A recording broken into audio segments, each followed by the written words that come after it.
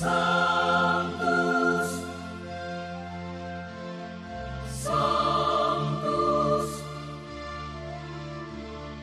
Sanctus Dominus Deus Sabaoth.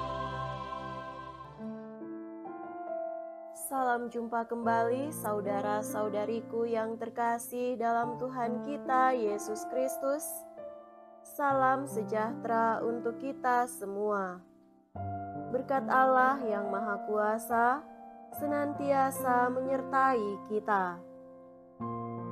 Marilah kita mendengarkan dan merenungkan bacaan-bacaan kitab suci hari Kamis tanggal 27 Februari tahun 2025. Dalam nama Bapa dan Putra dan Roh Kudus. Amin. Bacaan pertama dari kitab Putra Sirak bab 5 ayat 1 sampai 8. Jangan mengandalkan kekayaanmu dan jangan berkata, "Ini cukup bagiku." Hati dan kekuatanmu jangan kau turuti untuk berlaku sesuai dengan hawa nafsumu. Jangan berkata, "Siapa berkuasa atas diriku?" Camkanlah, Tuhan akan menghukum engkau dengan keras. Jangan berkata, "Betul aku sudah berdosa, tetapi apakah yang menimpa diriku? Sebab Tuhan panjang hati." Jangan menyangka pengampunan terjamin, sehingga engkau boleh menimbun dosa demi kami. Jangan berkata, "Belas kasihan Tuhan memang besar. Dosaku yang banyak ini pasti diampuninya." Sebab belas kasihan memang ada pada Tuhan, tetapi kemurkaan pun ada padanya, dan geramnya turun atas orang jahat. Jangan menunda-nunda untuk bertobat kepada Tuhan. Jangan kau tangguhkan dari hari ke hari. Sebab tiba-tiba saja meletuslah kemurkaan Tuhan, dan engkau binasa pada saat hukuman. Jangan percaya pada harta benda yang diperoleh dengan tidak adil, sebab pada hari sial takkan berguna sedikit pun. Demikianlah sabda Tuhan. Syukur kepada Allah.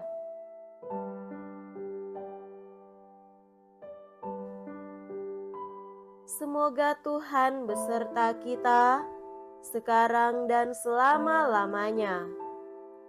Inilah Injil suci menurut Santo Markus. Dimuliakanlah Tuhan. Injil Markus bab 9 ayat 41 sampai 50.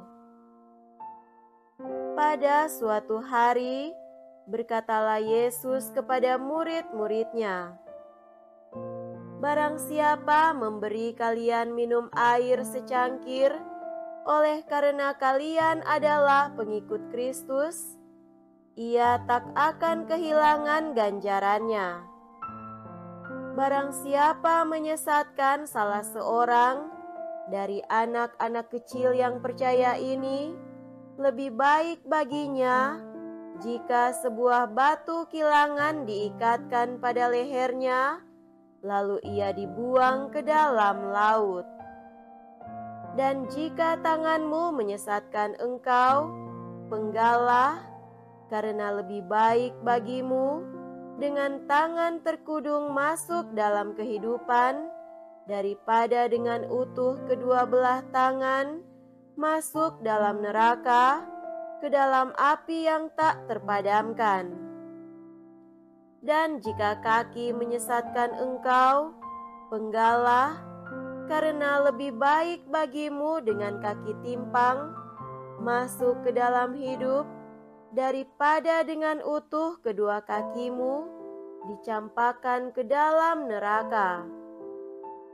Dan jika matamu menyesatkan engkau, cungkilah, karena lebih baik bagimu masuk ke dalam kerajaan Allah dengan bermata satu daripada dengan bermata dua dicampakkan ke dalam neraka, di mana ulat-ulat bangkai tidak mati dan api tak pernah padam. Sebab setiap orang akan digarami dengan api. Garam itu memang baik, tetapi jika garam menjadi hambar, dengan apakah kalian akan mengasinkannya? Hendaklah kalian selalu mempunyai garam dalam dirimu dan selalu hidup berdamai seorang dengan yang lain. Demikianlah sabda Tuhan. Terpujilah Kristus.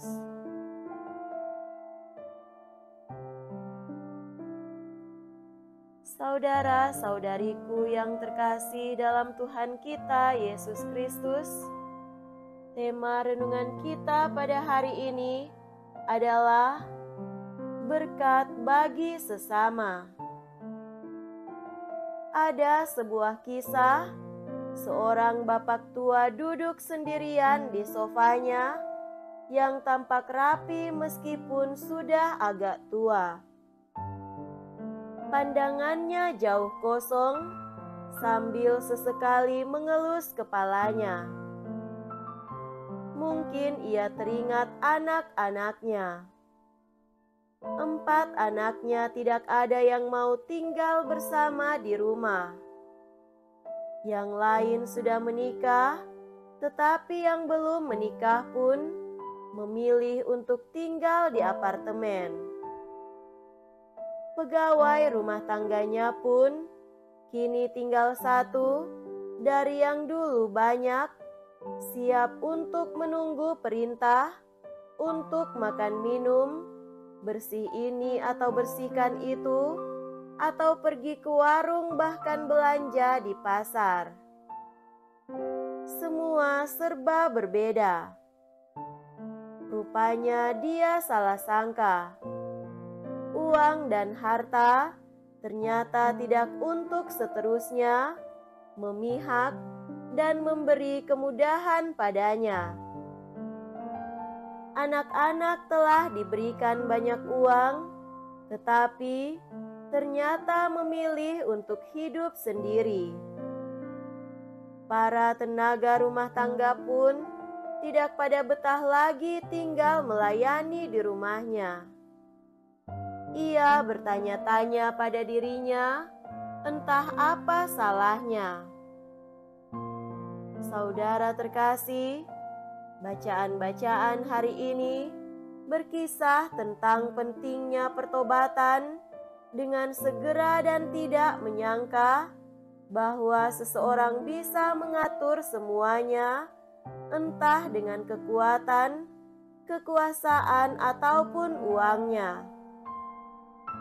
Bahkan Tuhan yang Maha Murah dan Maha Rahim pun tidak segan untuk menghukum yang berkutat dalam dosa. Hidup yang benar dan jujur di hadapan Tuhan harus menjadi pilihan. Jika salah satu indera kita menyesatkan, dibuang saja, karena lebih baik dengan kaki pincang atau tangan buntung atau mata buta masuk surga daripada dengan kelengkapan anggota tubuh harus masuk neraka. Bukan hanya benar tetapi juga harus berguna kelengkapan tubuh yang Tuhan berikan kepada kita. Garam harus asin, jika tidak, maka hanya akan dibuang dan diinjak orang. Keasinan garam tentu bukan hanya untuk dirinya sendiri, apalagi demi arogansi dan kesombongannya. Keasinan ataupun kegunaannya harus terasa bagi orang lain.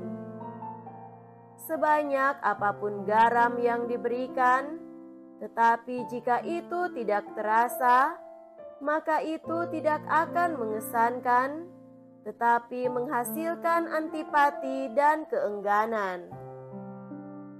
Saudara-saudariku yang terkasih, Tuhan memberikan kepada kita kelengkapan tubuh fisik serta keterampilan dan kesempatan untuk menjadi garam yang bisa menghasilkan rasa enak bagi diri sendiri maupun sesama.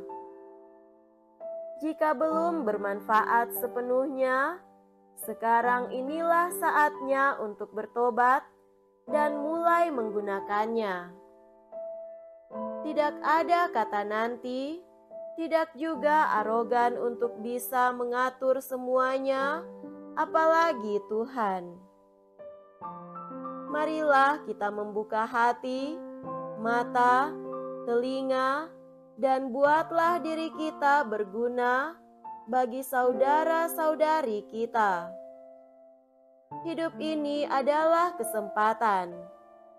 Jangan sia-siakan waktu yang Tuhan berikan kepada kita.